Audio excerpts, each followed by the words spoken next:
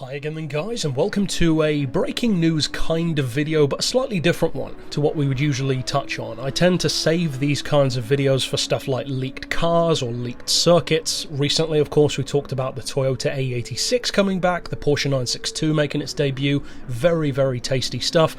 This is more of a leak, for sure, but more of an overarching one in terms of importance to Gran Turismo fans, to fans who are on this channel for Gran Turismo content, which is the vast majority of you, and this is pertaining to Gran Turismo 7. Now, Gran Turismo 7 has gone through various stages. Initially, it wasn't a thing.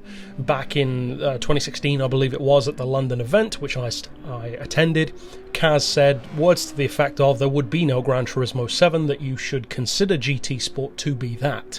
Later on, he went back on that in certain interviews and said that that would be coming, and so you can expect more of a traditional Gran Turismo game, albeit with, of course, better graphics, new physics, whatever new features come with that console, etc. GT Sport, though, is the current focus, and it continues to be, at least for the moment. But this interesting rumour, courtesy of an anonymous developer, I'm not sure if we actually know if it's male or female, so I don't want to give too much of a leaning towards it being a guy necessarily, but we do know that they are European, and they posted a number of leaks, and you can read more about this on GT Planet if you want some of the other specs, such as about the PS5 itself, because that doesn't really pertain to this channel.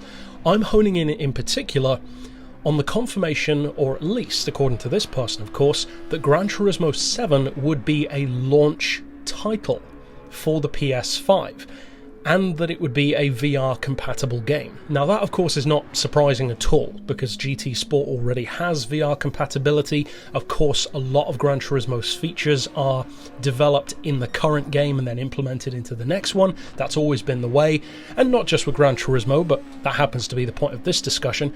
So can we give this credence, or is it just a rumour in the wind? Well, it would seem that this could happen, at the very least.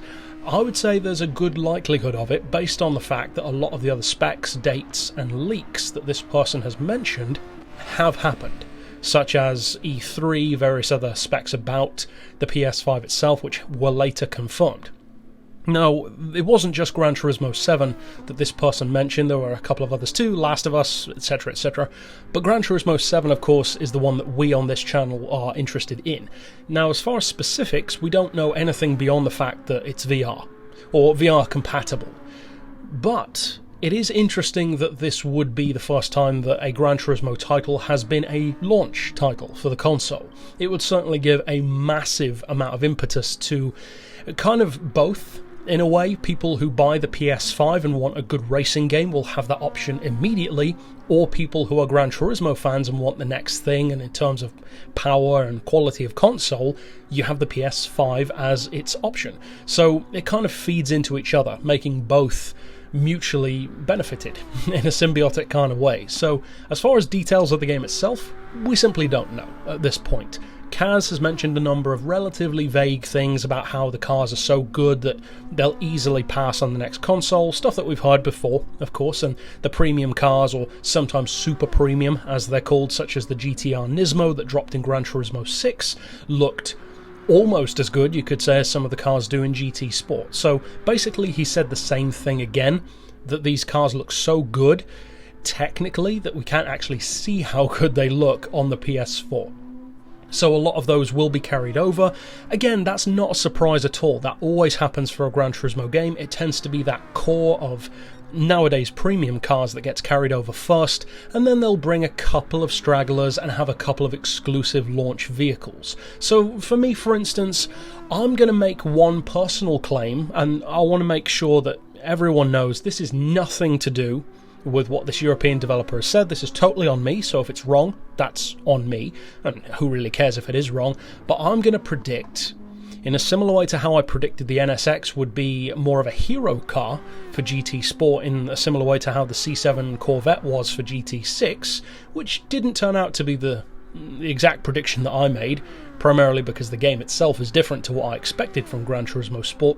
I'm going to say that I believe Kaz might have the new Ford GT as the hero car of the game.